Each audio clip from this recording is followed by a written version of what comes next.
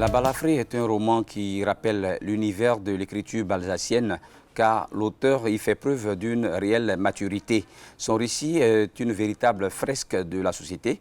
L'auteur y représente avec force acrimonie deux types de personnages. D'un côté, ceux qui sont épris de valeurs morales, éthiques et qui apparaissent comme des anges à l'instar d'anges.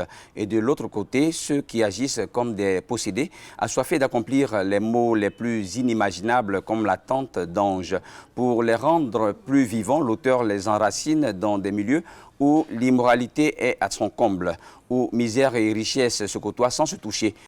Je suis Neke Bernard, écrivain ivoirien, professeur d'espagnol, inspecteur principal. J'ai 15 ans d'expérience en tant que professeur. Aujourd'hui, je m'exerce à l'écriture. Je suis à ma 3e œuvre, mais celle que nous allons présenter aujourd'hui, c'est la 2e, La Balafré, qui est un roman.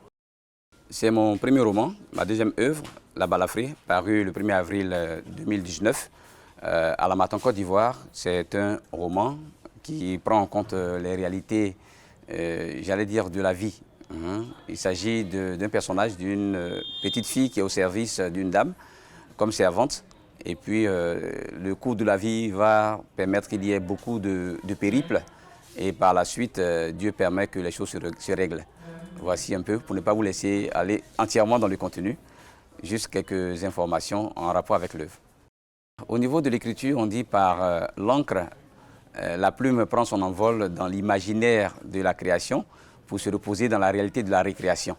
Donc les faits pourraient coïncider ou bien correspondre à des faits vécus, mais ce n'est pas l'histoire rectiligne d'un individu. Ce sont des éléments de la société et puis l'imaginaire a fait son travail aussi pour donner j'allais dire, cette œuvre-là. Ce qu'on peut retenir de La Balafré, c'est que la vie laisse beaucoup d'incertitudes. Elle est née dans une famille qui était vraiment nantie et s'est retrouvée dans une situation de dénuement total. Donc, pour faire comprendre à nos lecteurs et surtout à toute l'Afrique entière qu'un pays qui est pauvre peut grandir, il peut être riche, il peut tomber. Dans tous les cas, il faut toujours garder espoir.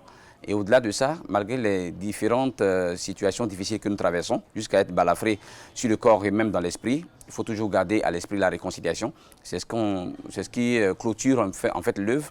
Mais ça ne finit pas comme un conte de fées. À la fin, il y a une trame. Il y a quelque chose qui est resté comme inachevé, pour dire que la vie n'est jamais achevée, quelle que soit la difficulté que vous vivez. À un moment donné, il faut toujours garder la lampe allumée, comme les chrétiens le disent, parce que le fond aussi, il est d'abord social, il est politique, il est économique et il est culturel. Parce qu'en définitive, c'est la pauvreté qui fait que l'homme devient plus méchant, sinon nous sommes tous nés égaux. Et l'argent fait que certains qui ne méritent pas le respect sont respectés.